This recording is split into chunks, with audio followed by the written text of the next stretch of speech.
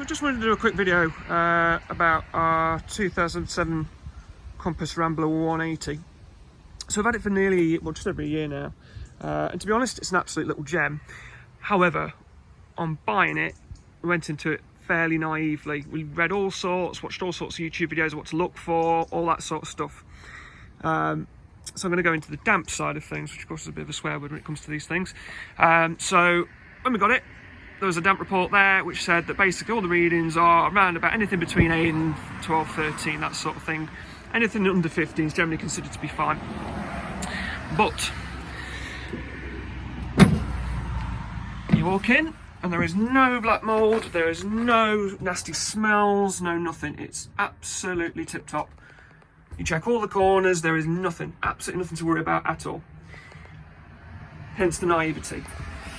So, the damp report that we had done ourselves about a year later uncovered damp. We had a survey done ourselves in August of this year, which uncovered a completely different story to the damp report that we were given by the dealer only 12 months before.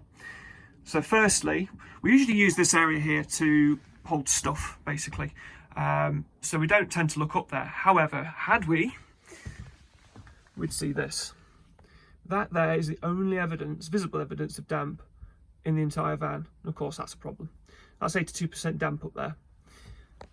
There's also 80% damp over there. Again, no signs, no evidence, no smell, no black mold, no nothing. In this cupboard here, this is where the roof line comes down and levels off. So again, no signs of anything untoward going on in there. However, if you tap the wood there, it's very different to if you tap the wood there. All this is damp. And if you feel it, there's a sponginess to it. Not cool. There's also damp, to go into the loo, there's also damp down in that corner that's coming in from the cassette door on the outside in some way, yet to find out why. And there's also damp in that corner there. I think the thing to remember with these things is, however you spin it, ultimately it is a van.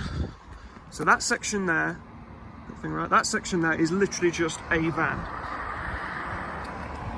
Anything beyond that, in this case at least, is an aluminium box. So everything from that area back, all of this is just an aluminium box. So it's made up of a sheet of aluminium there, one on the back, one on the roof, and obviously the other side as well.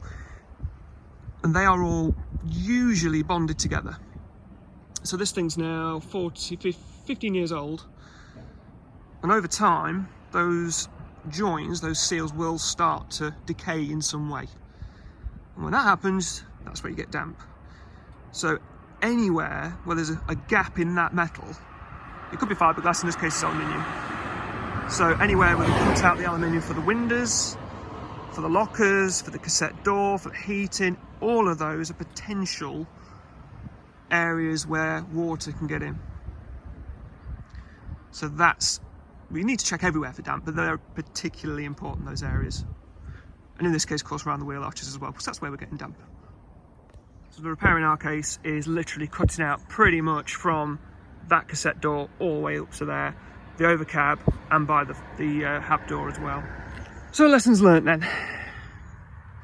Take a damp meter with you. For God's sake, if you're going to go and look at a van, take a damp meter. Beg, borrow, steal, buy one, whatever. Do not trust the damp report that you get from a dealer, from a private individual, or anybody else. Make your own damp reading. If you're not sure, take it to someone who can check it over for you. Because that damage there is just about to cost me £4 to put right.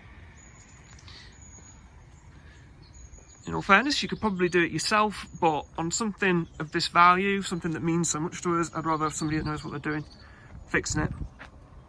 There's all sorts of other pitfalls as well you need to look for with these things, but damp is the biggie. Other than that, enjoy.